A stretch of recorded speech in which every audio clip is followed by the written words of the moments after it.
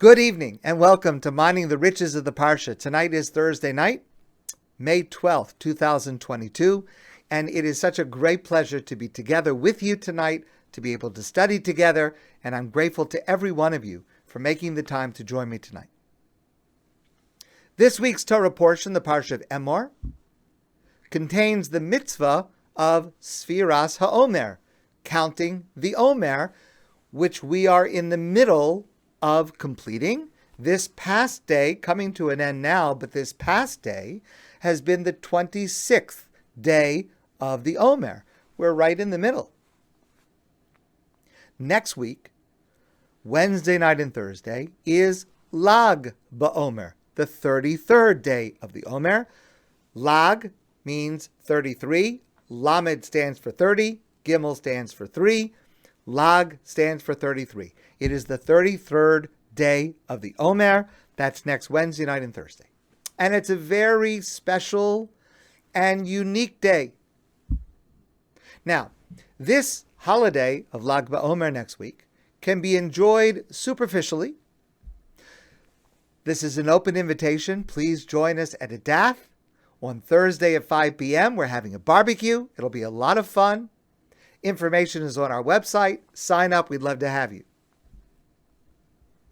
But in truth, this day is very deep.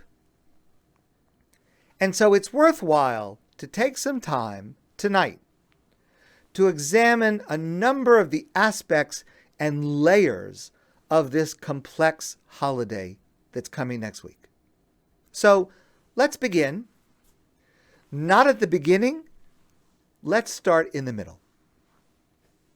One of the well-known associations of Lag BOmer is with Rashbi, which is the acronym for Rabbi Shimon bar Yochai. Rabbi Shimon, the son of Yochai. Rashbi, as he is often referred to, was an incredible, reclusive scholar in the generation after the destruction of the Second Temple by the Romans. So he lived at the beginning of the 2nd century of the Common Era. He is credited by some, though this is disputed, but at least some credit him with writing the Zohar. The Zohar is the main text of Kabbalah, of Jewish mysticism. And one theory about why Lag BOmer is a holiday, which, as we will see, is a very difficult question to answer. Why is this a holiday? One theory is it was on this day that Rashbi revealed his masterpiece, and the Zohar first illuminated the world. Now, the Zohar is a very esoteric work. It's misunderstood by most. It's actually studied seriously by very, very few. But even if you don't study the Zohar, even if you are not involved in the study of Kabbalah, of Jewish mysticism, there is one foundational aspect of it which is something that every Jew should know about. And that is that Kabbalah teaches that everything in the world, every person, every object, every event, has an outer reality that we can see, superficial, but also has an inner reality that is a secret, a deeper layer. And that deeper layer somehow is all connected into one, meaning it's all connected to God. Kabbalah is about the interconnectedness of everything.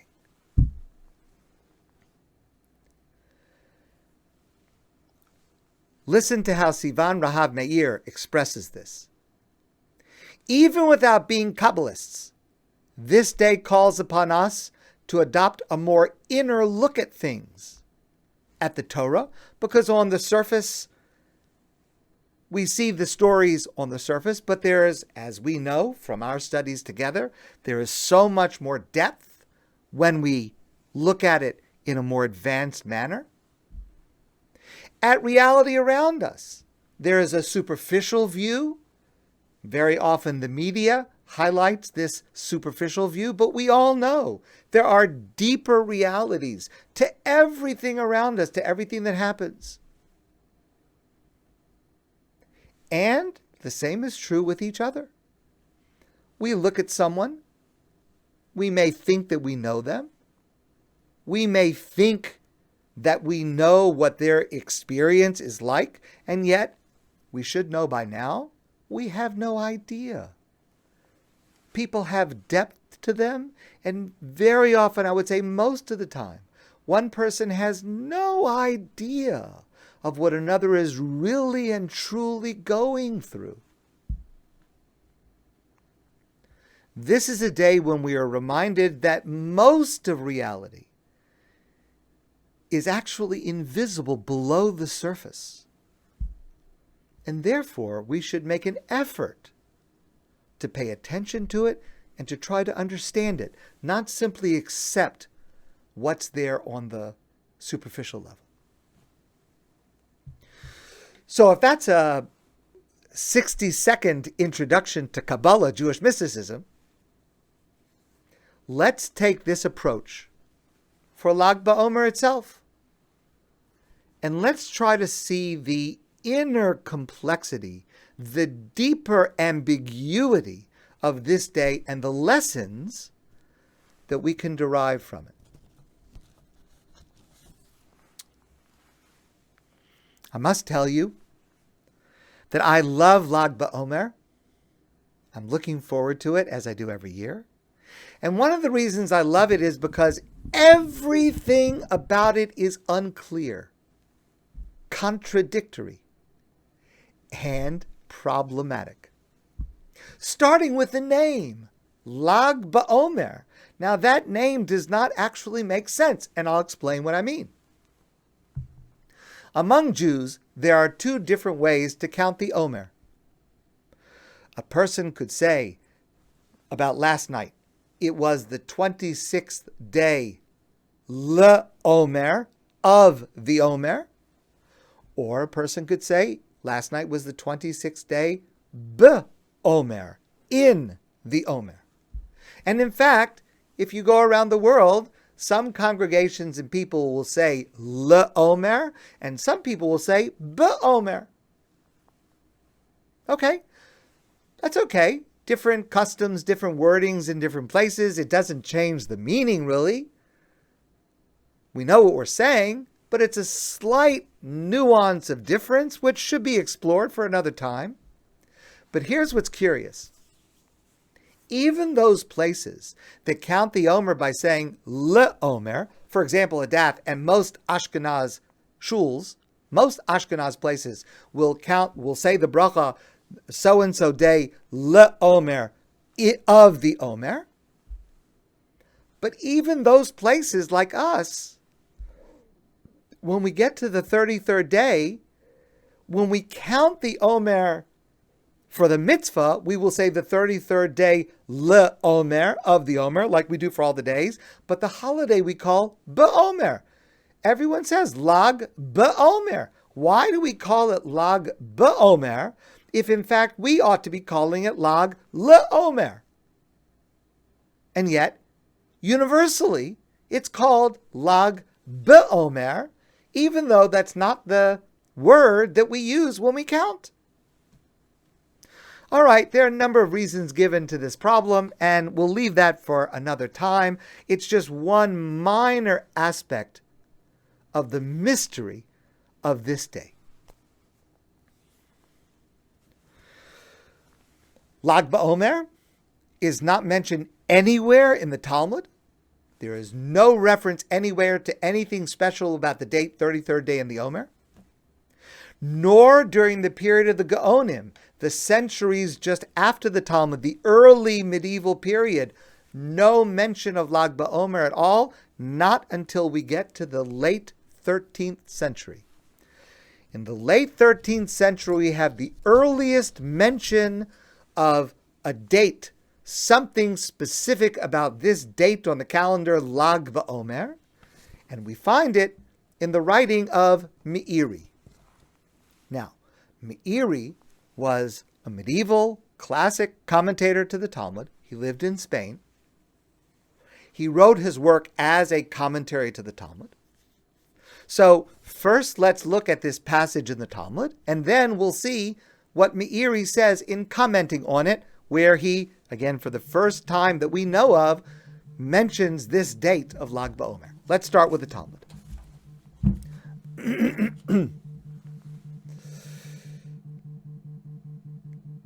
The Talmud says, Shnei Maser Elef Zugim Talmidim Hayula Rebbi Akiva. Rebbi Akiva, the great Rebbi Akiva, we've been talking about him a couple of times in recent days. He lived in this generation after the destruction of the Second Temple by the Romans. He had 12,000 pairs of students. 24,000 students. Has anyone in all of human history had 24,000 students at one time? I don't know. This is not likes on Instagram, you understand. It means that Rebbi Akiva had this personal, deep relationship with every one of them. How is it even possible? He had 12,000 pairs, 24,000 students. Migvat ad Antiparas. I don't know exactly where those two places are, but in other words, from the top to bottom, from north to south, from east to west, meaning covering the country of Israel, who's living in Israel, in the aftermath of the destruction of the temple. V'kulan mesu beperek echad, and all 24,000 students of Rebbi Akiva died in one season. Mipnei, because shelo nahogu kavod zeh lezeh. They did not treat each other with the appropriate amount of honor and respect. Tana, a later scholar, stated, Kulam mesu mi Pesach v'ad atzeres. They all died between Pesach and Shavuos.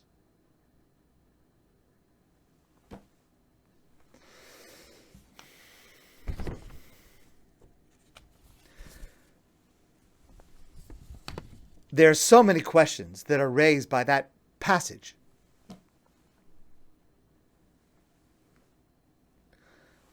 Why did they die? What sin did they commit that it was so serious that caused the death of 24,000 students? How did it come about? Why is it significant that it's in this period between Pesach and Shavuos? It's one question on top of another.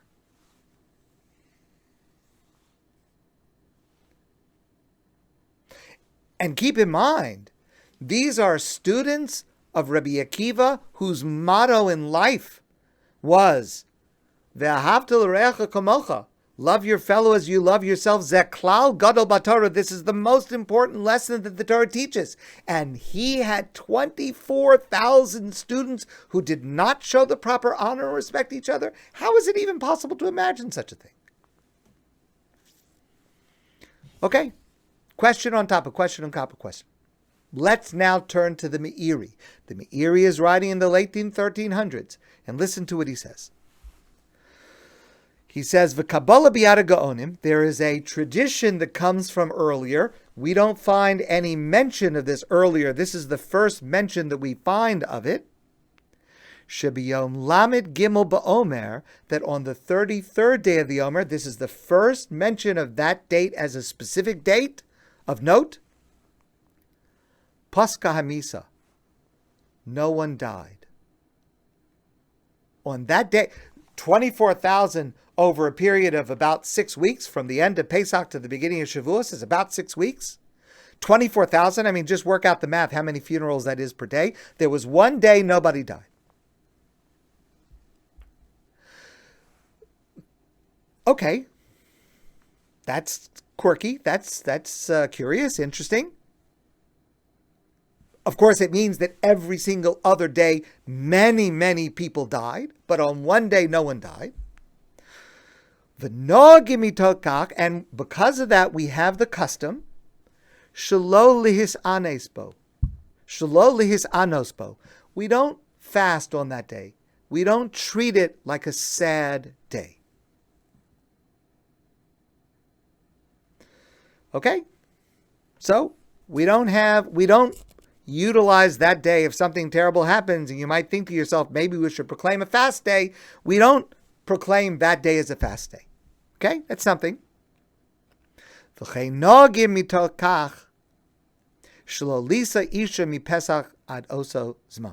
And we also have the custom that we do not allow weddings during this period, except for Lag BOmer, because of the terrible tragedy that happened, that on every other day, 24,000 students of Rebbi Akiva were in the process of dying every day over this 6-week period.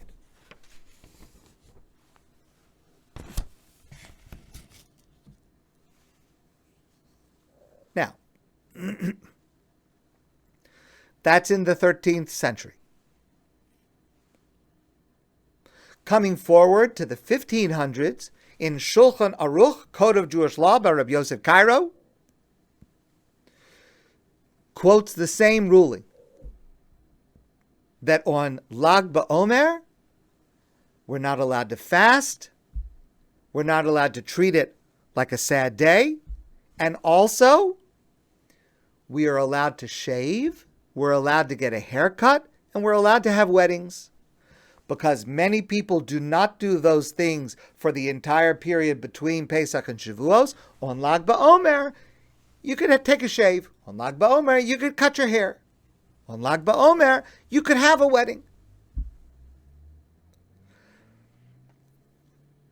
But there is no indication, even here in the 1500s, of any reason to celebrate that day. There's a reason to say it's not as bad as yesterday and it's not as bad as tomorrow, but there's still no reason given that it should be a celebration. And no reason is offered. The Ramah, Rabbi Moshe Isserles, writing in the mid to late 1500s, writes the following words: Umarbim bo tsas simcha. We add, on that day, Lag BOmer, a little joy. Now, first of all, I'm not sure exactly what that means. A little joy, how much is a little, how much is too much? A little joy. One thing I can tell you, whatever it is, it's not a blowout, right? It's not a celebration. It's not everybody having the time of their lives.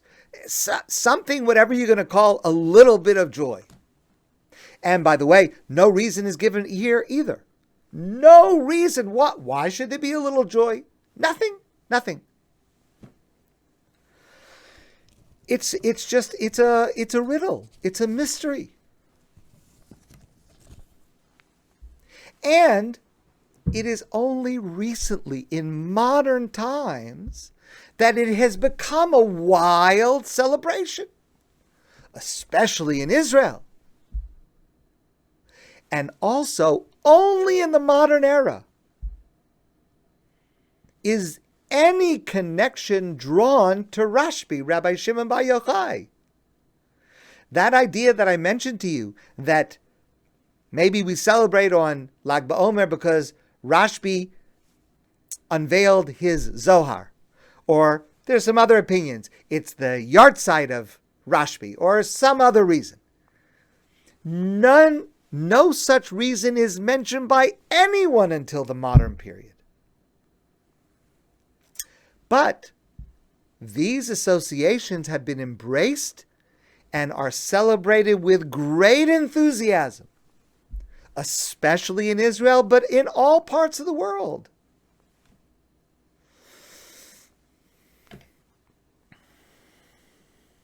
It's just, it's a conundrum. So let's go back to the Talmud. Let's go back to the origin. 24,000 students of Rebbi Akiva died during 6 weeks. That is a catastrophe, a tragedy of historic proportions. 24,000 advanced scholars, and they died? What happened? Shelo nahagu kavod zeh lezeh. They didn't show the proper honor or respect to each other. As I said before, how is that even possible to envision students of Rebbi Akiva with what he stood for and taught with his whole life would not have lived up a little bit to his legacy, to his teaching? And what is such a sin that is so terrible that it calls for death? We don't know. Because there is no record, there is no reference anywhere to what actually happened. How this came about and caused this traumatic, tragic outcome. No explanation anywhere. So, my teacher, Rabbi Yaakov Ruderman, suggests a possibility. Now, it's only circumstantial. There is no actual source for this. It is a hypothesis, but as I will show you, it's possible that this is actually what happened. Let's move to a different part of the Talmud. Different volume, different tractate, different subject. It happens, just by the way, to be the subject of the Omer. Because remember what it is that we're counting during these days. On the second day of Pesach, there was an offering brought in the Beis HaMikdash of barley. And on the first day of Shavuos, there was another offering that was brought of 2 loaves of bread from wheat flour. And the days that connect those 2 offerings, the barley offering and the wheat offering, that is what we are actually counting in these 49 days between them. And the word Omer, I mentioned this before, is the measurement of how much was brought of that barley on the second day of Pesach. Okay, so there's a discussion in the Mishnah about the details of the offering of the barley on Pesach and the offering of the wheat on Shavuos, and then we come to the Talmud. The Talmud says, Yosef Rebbi Tarfon v'kakashile. Rebbi Tarfon was sitting in the study hall, and he asked the following question. Now, let's understand. Rebbi Tarfon was one of the greatest sages of his era. He was a contemporary and a colleague of Rebbi Akiva. Remember, they were 2 of the 5 at that famous Pesach Seder that we read about in the Haggadah every year.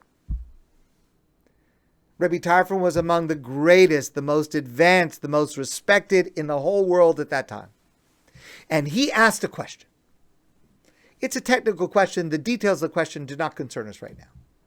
But let me assure you that when Rebbi Tarfon asks a question, it's a good question. There are no easy answers to Rebbi Tarfon's question. If Rebbi Tarfon asks a question, meaning he doesn't have the answer to this, you better believe that's some difficult stuff that someone's going to have to figure out. Rebbi Tarfon asked a question. Amar lefanav Yehuda bar Nehemiah. Yehuda, the son of Nehemiah, said. Now, let's just notice that Yehuda, the son of Nehemiah, is introduced to us without any title. We know who Rebbi Tarfon was. He was the greatest. He was at the top. Who is Yehuda ben Nehemiah? No title. Obviously, he was a student. He was a junior a junior student. Yehuda bar Nehemiah offers an answer to Rebbi Tarfon's question. And the Talmud says, Shosak Rebbi Tarfon. Rebbi Tarfon was silent.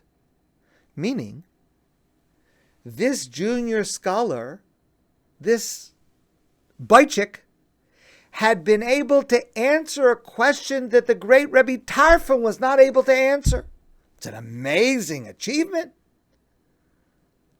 When does it ever happen that the junior person is able to understand something that the most senior person was not able to grasp? Okay. Tzohavu panav shel Yehuda ben Nehemiah. The face of Yehuda became radiant.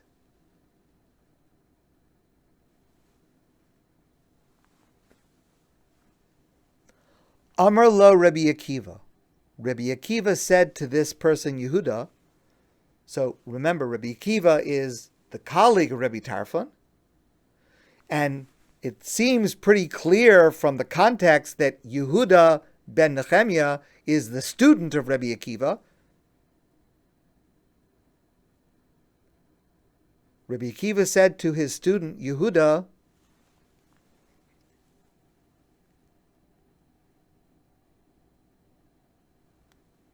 Yehuda, tzahavu panecha shehashavta es zakein?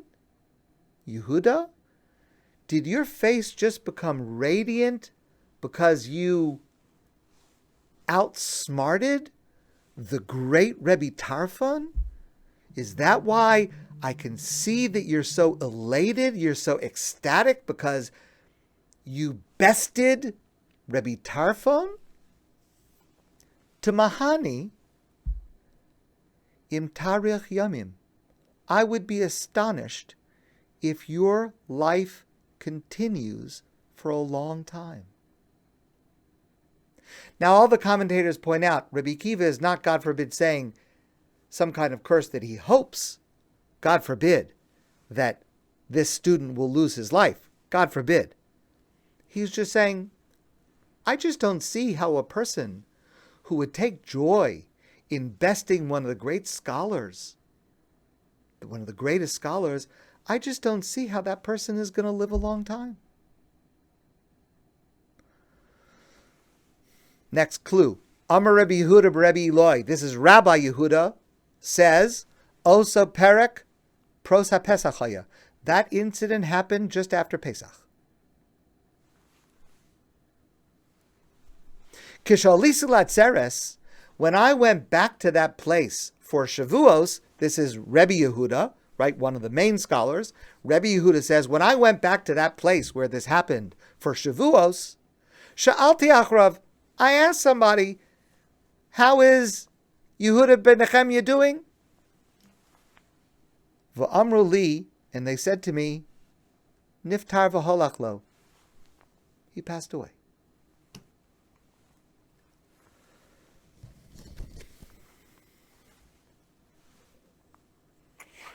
Now listen, it's a very subtle thing. Tzohavu panav, his face became radiant. Well, first of all, that's an ambiguous term. Was he happy because he got the right answer? Maybe there's not anything wrong with that. Or was he happy that he knew the answer and his great master and teacher did not know? Was there a little bit of triumphalism there? Says Rav Ruderman, there are some hints here that maybe, again, it's hypotheses, maybe, no direct evidence, but there are some hints. Maybe this is an example of what it means, shelo nagu kavod zeh lezeh, one did not treat the other with a proper respect. To take pleasure when someone else makes a mistake, to take pleasure that someone else doesn't know something. Maybe that's not showing the appropriate honor and respect, especially to an elder sage. Maybe this kind of thing was widespread among other students of Rebbi Akiva.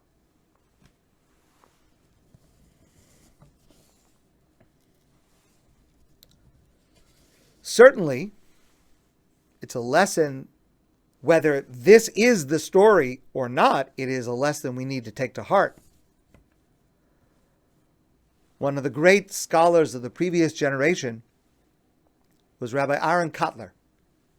Among his many achievements, he is the one who started the yeshiva in Lakewood, New Jersey, that started with a handful of students in an area that had no Jewish life to it, and is now one of the largest places of study of Torah in the world, by far.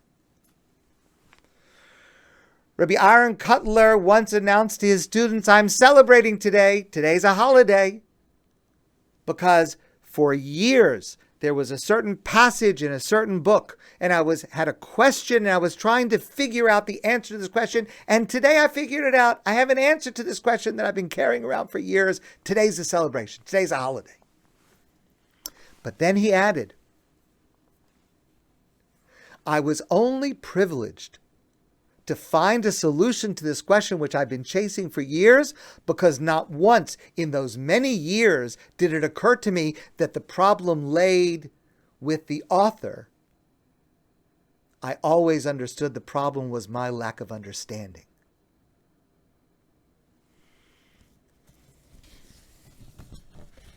Dr. Abraham Twersky tells an amazing story. A teacher once told his young student that two yuds together, the Hebrew letter yud, yud, in a lot of printed editions of Jewish books like a Siddur or a Chumash, yud is meant to be a representation of God's name and should be read as Hashem, or whatever name of God you're going to use. It's like an abbreviation, a shorthand. It stands for Hashem's name, Yud, one Yud next to the other. So this child learned the lesson, and the child is reading, let's say, from a Chumash, and every time he came to the end of a pasuk, the end of a verse, he said God's name. So the teacher asked him, "Why are you saying God's name at the end of every single verse?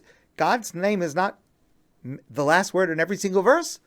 So the boy said, "Well, you told me that a yud next to a yud is God's name. And at the end of the verse, the way the Chumash is written in Hebrew texts, the end of every verse has what we would call a colon.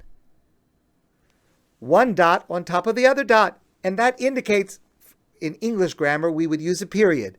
But in Hebrew publishing, it's not a period, it's a colon. Two dots, one on top of the other. But it looks kind of like two yuds, one on top of the other. So this boy made a mistake. His teacher said two yuds together means God's name. The teacher meant, of course, one side by side, yud here and yud here. You read that as God's name. This boy didn't understand the side by side. He sees one here, one there. He thought it meant the same thing. So the teacher said to him, no. And listen carefully. The teacher said to him,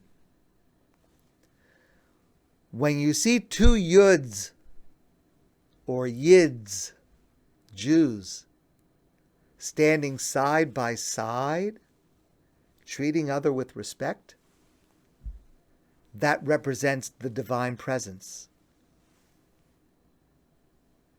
That's a symbol that God's presence is there. But when there are two yuds, one on top of the other, two Jews, two yids, one is on top of the other, one thinks I'm better than you, you're beneath me.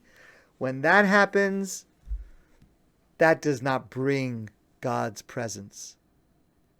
That indicates a termination. That indicates a stop. So, okay, it is certainly a lesson that we need to take to heart, but it's still hard to understand. I mean, that's it. Okay, it wasn't exactly the proper respect, but because somebody smiled a little bit too much, you're telling me it was that kind of thing that 24,000 great scholars lost their lives? I mean, it doesn't seem to fit. It doesn't seem appropriate. And for that reason, some read these words in the Talmud as a kind of code. There's some other story that is being told here. Some other story that could not at that moment be told openly. So what we're reading with the death of 24,000 students of Rebbi Akiva is really some kind of code for something else. Well, what might that other story be? One suggestion is, let's remember the historical context of Rebbi Akiva and his students. Some years after the Churban Bayis Sheni, the destruction of the Second Temple by the Romans, about 60 years later, there was the Bar Kokhba rebellion. Bar Kokhba was a general. He led a rebellion against Rome. He had an army of Jewish soldiers, and he led a rebellion against Rome. Now, the common narrative of that uprising, that rebellion of Bar Kokhba, is that it was short-lived. It was put down decisively by the Romans. But more recently, scholars have started to reevaluate that history. And scholars have started to suggest that, in fact, Bar Kokhba was more successful than maybe we thought. For example, we now know that Bar Kokhba was able to reclaim Jerusalem and declare it as the capital of a new commonwealth, and even mint coins. We have found these coins that indicate that Jerusalem was once again the capital of Israel under Jewish control. Maybe at that moment, with Bar Kokhba seemingly victorious, maybe we're on the cusp of a major shift in Jewish history. And writes Rabbi Pinchas Stolper, with evidence that he brings in an article he published a number of years ago, Lag BOmer, the 33rd day of the Omer, is the day, the anniversary of the day that Bar Kokhba reconquered Jerusalem. Well, if Lag BOmer is really the day that Bar Kokhba reconquered Jerusalem as the reestablished capital, first of all, it makes perfect sense why that story could not have been told in the time of the Talmud when the Romans had crushed the uprising and taken retribution against anyone who had participated. Nobody could tell a story about some partial triumph. But perhaps at that moment, it looked like the Beis HaMikdash was going to be rebuilt. The exile would come to a swift end. And this explains the comment that is attributed to Rebbi Akiva himself, that at least at one point in his life, he said about Bar Kokhba that this man is Mashiach. He's the Messiah. He's ushering in the Messianic era. Maybe it's because the rebellion was so successful that it actually looked like the redemption was at hand. But for whatever reason, it did not materialize.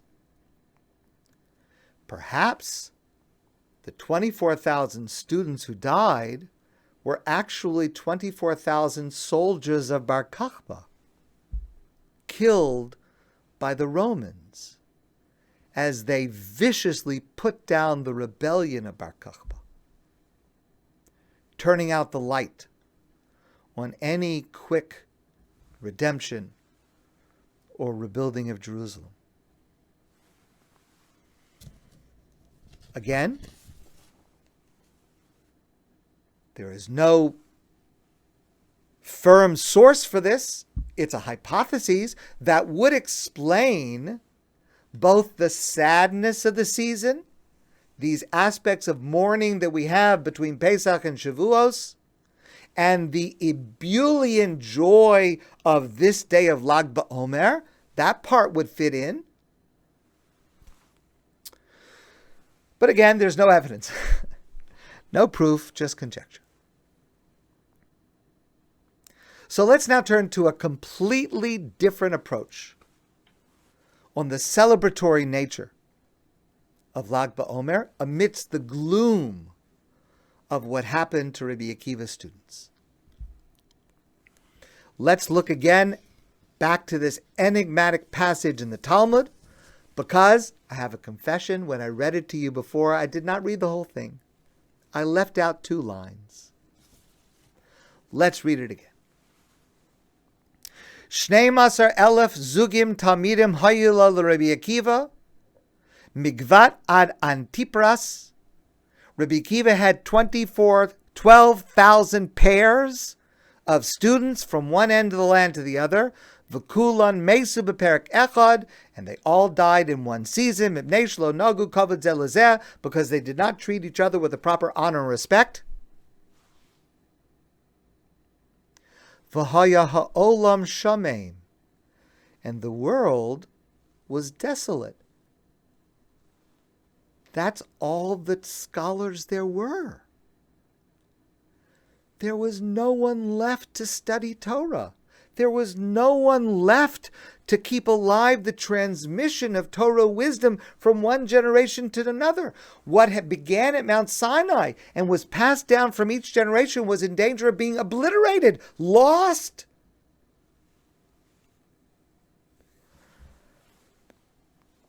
At Shabar Rebbi Akiva Eitzel Rabbeinu Shebedarom, until Rebbi Akiva went to the south of Israel, and he found there 5 students. V'shana lehem, and Rebbi Akiva started over with these 5: Rabbi Meir, Rabbi Yehuda, Rabbi Yossi, Rabbi Shimon, Rabbi Elazar ben Shmuel. Rebbi Akiva had 24,000 advanced students. They all died. And he started over again with 5. Last line I want to read to you. And these 5, the Haim Hamidu Torah Osasha. These 5 are the ones who were responsible for the transmission of Torah from the generation of Rebbi Akiva to the next generation, which was a generation of the flourishing of the Talmudic era. So allow me to share one last lesson that I learned from my teacher, Rabbi Yaakov Ruderman, of blessed memory.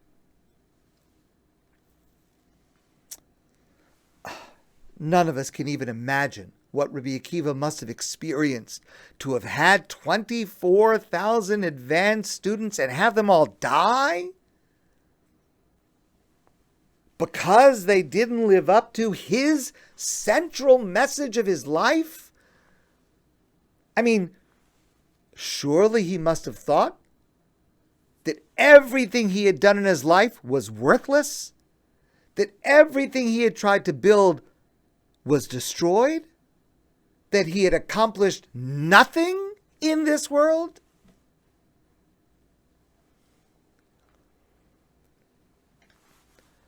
Among the many lessons you see from this narrative, the power of each individual to transform the world. Rebbi Akiva understood, and these 5 made it real that 5 individuals, or even one individual, can transform the world, just like 24,000. The Haim Hamidu Torah Osasha. Those 5, imagine the responsibility on their shoulders. If not for them, Torah will be lost forever from the Jewish people, God forbid. The celebration of Lag BOmer is that these 5 who did not die were able to reestablish all that had been achieved by the 24,000 students. The next generation, I mentioned to you before, is the Talmudic era. It was one of the most prolific, one of the most fruitful generations of advanced Torah study in all of Jewish history. And the most remarkable is Rebbi Akiva himself, who was able to, notwithstanding what must have been his trauma, to say, no, I'm not finished. I'm not defeated. My life has not been worthless. I have to start over again. Okay, I never thought at this age I'd have to start over again from zero. But okay, that's what I have to do. And so he started over with 5. To be able to start over with 5 after losing 24,000? Margaret Mead, the great anthropologist, once said, "Never doubt that a small group of thoughtful individuals can change the world. Indeed, it is the only thing that ever has." And that is certainly worth celebrating and remembering today.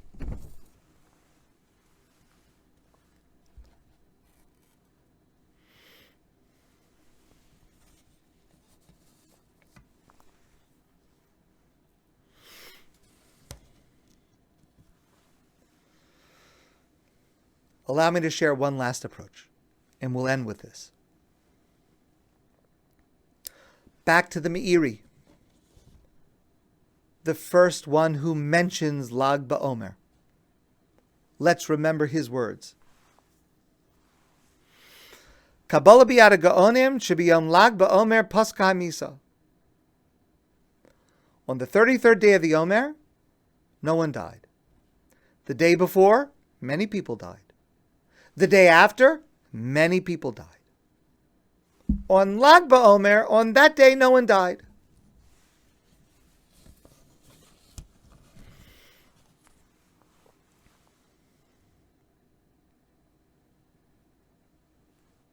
And that's the first mention of anything significant about this date. And that eventually evolves into this day of celebration as it exists today, a joyous day, an exuberant day where mourning is lifted, where weddings take place, we listen to music, we get haircuts, all these things. But what's at the root of our celebration of Lag BOmer? The root is during a terrible, tragic, and traumatic period of incomprehensible loss and destruction. There was one day where nothing bad happened. And it is the genius of the Jewish people that we turned nothing bad happened today into a reason to celebrate. Great is nice. Exciting is fine. But good, calm is so much more valuable. Let's take from Lag BOmer, with all the terrible things that happen and are happening, if there is a good day, if there is a calm day, nothing bad happened. Let's grab that opportunity to celebrate. Because that is the deepest message of Lag BOmer. My friends, I want to wish you a great evening, a wonderful Shabbos, and a fantastic celebration of Lag BOmer next week. And I look forward to seeing all of you soon in person.